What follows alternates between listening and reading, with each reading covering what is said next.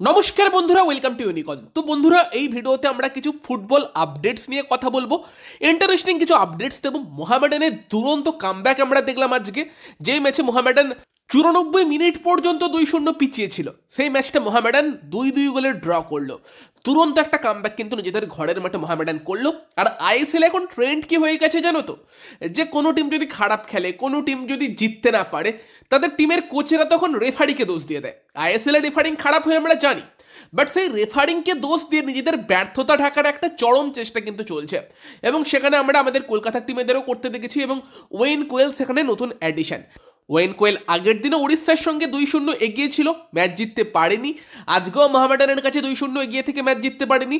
দুদিনই ম্যাচের পর এসে দোষ দিচ্ছে তোমার রেফারিকে। সেখানে যদি আগের দিন উড়িষ্যার ম্যাচের কথা বলি, অবশ্যই ডোরিয়েলটন অফসাইডে গোল করেছিল, বাট সেখানে উল্টো দিকে উড়িষ্যাকে ক্লিয়ার পেনাল্টিও রেফারি দেয়নি। তো সেই জায়গাতে একটা রেফারি ভুল সিদ্ধান্ত উড়িষ্যার পক্ষে দিয়েছে, একটা চেন্নাইয়ের পক্ষে দিয়েছে। যদি অফসাইড গোল না দিত, পেনাল্টি দিত, হয়তো উড়িষ্যা সেখানেও 2-2 করতো। সেখানে একটা কথাবার্তা, যেখানে কিন্তু সম্পূর্ণ রেফারিকে দোষ দেওয়াটা ওয়েন কোয়েলের মানায় না। এবং আজকের ম্যাচেও যে লাস্টের পেনাল্টিটা দিল, সেই পেনাল্টি সিদ্ধান্ত নিয়ে ওয়েন কোয়েল ম্যাচের শেষে এসে বলছে যে না না, ওসব পেনাল্টি ছিল, রেফারি আমাদের হারিয়ে দিল। এবং সেই সময় কিন্তু রবিন সিং কমেন্ট্রি বক্সে ছিল।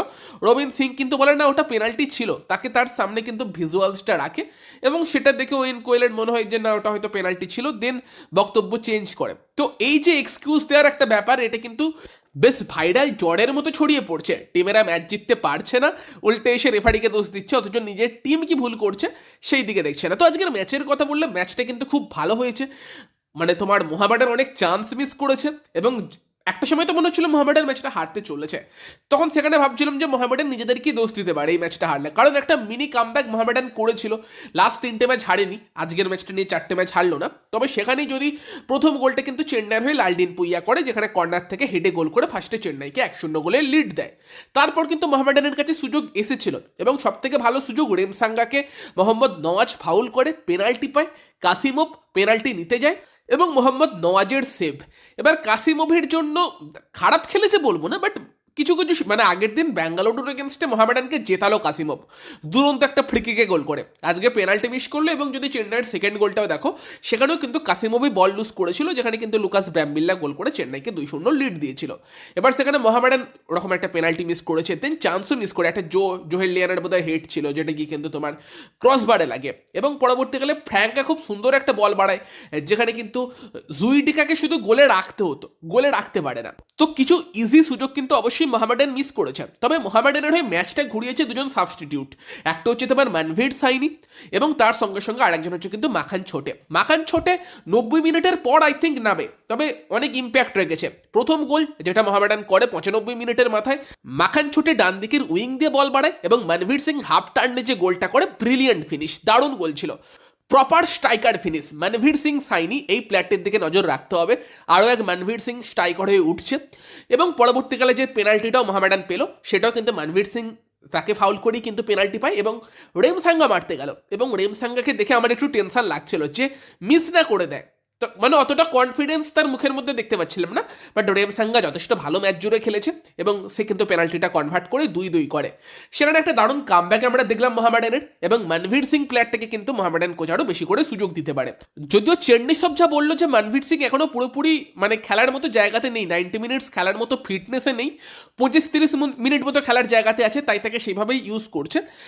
তবে আমি আগের দিন মোহামেডান টিমটা নিয়ে একটু ভাবছিলাম যে যদি ডেভিডকে মোহামেডান না ছাড়তো, মোহামেডান যদি এই স্ট্র্যাটেজিতে যেত যে মিডফিল্ডে কাসিমভ, তার পাশে মোহাম্মদ ইরশাদ যেরকম খেলছে তো খেলছে, অ্যালেক্সিস গোমেজ অ্যাজ এ নম্বর 10, একটা উইংয়ে রেমসাঙ্গা, একটা উইংয়ে ফ্র্যাঙ্কাকে স্ট্রাইকার না খেলিয়ে উইঙ্গার খেলানো অনেক বেটার, বেশি এফেক্টিভ হবে, সেখান দিয়ে খেলবে। এবং সেখানে যদি তোমার ডেভিড স্ট্রাইকার খেলতো, মোহামেডান হয়তো অনেক বেশি গোল করতে পারতো, কারণ ফ্র্যাঙ্কা বা অ্যালেক্সিস গোমেজ সব কিছুই করছে, গোলটা করতে পারছে না। তবে সেখানেই মানভীর সিং যেরকম পারফরমেন্স আজকের ম্যাচে দিল, সেখানে কিন্তু ফিউচারে গিয়ে ওটা ট্রাই করা যেতে পারে যে অ্যালেক্সিস গোমেজকে নম্বর 10 খেলিয়ে, বা ফ্র্যাঙ্কাও নম্বর 10 ভালো খেলছে, তবে যদি ফ্র্যাঙ্কা উইংয়ে খেলে, সেখানে কিন্তু অনেক বেশি চান্স তৈরি করতে পারবে।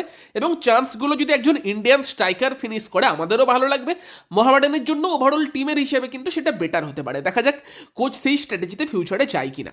তো বাকি তো চেন্নাই এফসি আরও একটা ম্যাচ এগিয়ে থেকে পয়েন্ট হারালো এবং চেন্নাইয়ের কিন্তু আস্তে আস্তে তোমার টপ 6-এ কোয়ালিফাই করাটা কঠিন হচ্ছে। পরের ম্যাচ চেন্নাই খেলবে মোহনবাগানের এগেনস্টে, সেই ম্যাচে কিন্তু ওয়েন কোয়েল সাইড লাইনে অ্যাভেলেবেল থাকবে না। লালডিন পুইয়ার মতো গুরুত্বপূর্ণ প্লেয়ারও কিন্তু অ্যাভেলেবেল থাকবে না, তার কিন্তু লাস্টে রেড কার্ড হয়ে গিয়েছে। বাকি মোহনবাগানের আপডেট নিয়ে কথা বললে, হ্যাঁ আজকে কিন্তু আন্ডার-17 ডার্বি ছিল, যেই ডার্বি কিন্তু আদিত্য মণ্ডলের গোলে আবারও মোহনবাগান জিতেছে, ইস্টবেঙ্গলকে 1-0 হারিয়েছে। আর এই ম্যাচেও কিন্তু মজার বিষয় যে একটা হ্যান্ডবল কিন্তু ইস্টবেঙ্গল বক্সে হয়েছিল, ইস্টবেঙ্গল প্লেয়াররা করেছিল, রেফারি পেনাল্টি দেয়নি, তবে তারপরও মোহনবাগান জিতেছে। আর বাকি মোহনবাগান সিনিয়র টিম নিয়ে কথা বললে, কালকে আমি একটা লাইভ করেছিলাম, বেশ মজা আসছিল তোমাদের সঙ্গে গল্প করে, ভাবছি মাঝে মধ্যে লাইভ করব। তো সেখানে কিন্তু একটা বিষয় নিয়ে অনেকে জিজ্ঞেস করছিল যে আপুইয়ার ইনজুরি আপডেট দাও। আমি তো অবাক হয়ে গেলাম যে আপুইয়ার আবার ইনজুরি কবে লাগলো। তো সেখানে তোমাদের জানিয়ে রাখি যে আপুইয়ার কোনো ইনজুরি সমস্যা নেই, সে কিন্তু অ্যাভেলেবেল আছে জামশেদপুর ম্যাচে। যে অ্যাভেলেবেল নেই সেই দুটো প্লেয়ার হচ্ছে অনুরোধ থাপা এবং আশিক কুরুনিয়ান। অনুরোধ থাপা আমি ভাবছিলাম হয়তো চেন্নাই ম্যাচটাই খেলবে না, তার পরের ম্যাচ থেকে ব্যাক করতে পারে, বাট এখন তো মুশকিল মনে হচ্ছে 3-15 আরও সময় লাগতে পারে তার পুরোপুরি ফিট হতে। আশিক কুরুনিয়ান কোনো আপডেট নেই, এখনও রিকভারি করছে। মানে জামশেদপুর ম্যাচ তো অবশ্যই আশিক কুরুনিয়ানের জন্য খরচার খাতায় অ্যাভেলেবেল থাকবে না।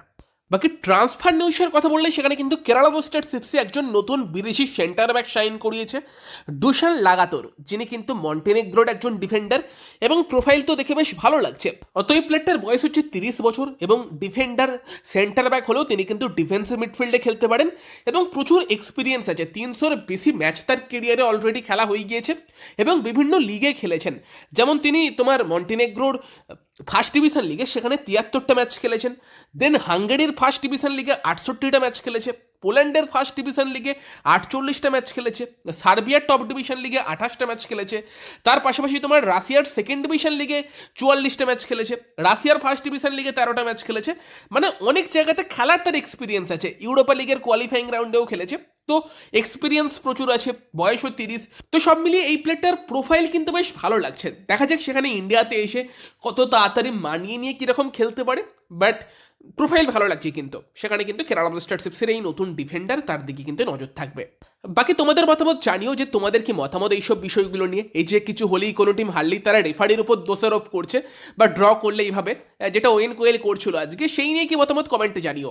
ইভেন আজকে কিন্তু যে সাংবাদিক সম্মেলন ছিল মোহনবাগানের, সেখানে কিন্তু জেসন কামিংসকেও প্রশ্ন করা হয় যে এই রেফারিং নিয়ে কথা হচ্ছে, এই রেফারিং নিয়ে হচ্ছে। তো সেখানে কিন্তু জেসন কামিংস একটা সার্কাস্টিক ওয়েতে কিন্তু মানে কথা বলে গিয়েছে, যেখানে জেসন কামিংস বলেছে তাহলে আমরা যে ক্লিন সিটগুলো রাখছি সেটাকে রেফারিরা রেখে দিচ্ছে, আমরা যে গোলগুলো করছি সেগুলো কি রেফারিরা করছে, সেটাও কিন্তু কামিংস বলে গিয়েছে। মানে ইঙ্গিতটা ওই দিকেই যে অন টার্গেট শট রাখতে পারবো না, বাট দোষ যাবে রেফারির ঘাড়ে। তো সেখানে তোমাদের মতামত জানিও এই রেফারিংয়ের ব্যাপার নিয়ে, যা চলছে সেই নিয়ে। ভিডিওটা ভালো লাগলে ভিডিওটাকে লাইক করে দিও, শেয়ার করে দিও, আমাদের চ্যানেলে প্রথমবার এলে আমাদের চ্যানেলটিকে সাবস্ক্রাইব করে তার পাশের বেল আইকনটাকে অন করে দিও। তো চলো গাইস, এই ভিডিওতে এই পর্যন্তই, বাই বাই।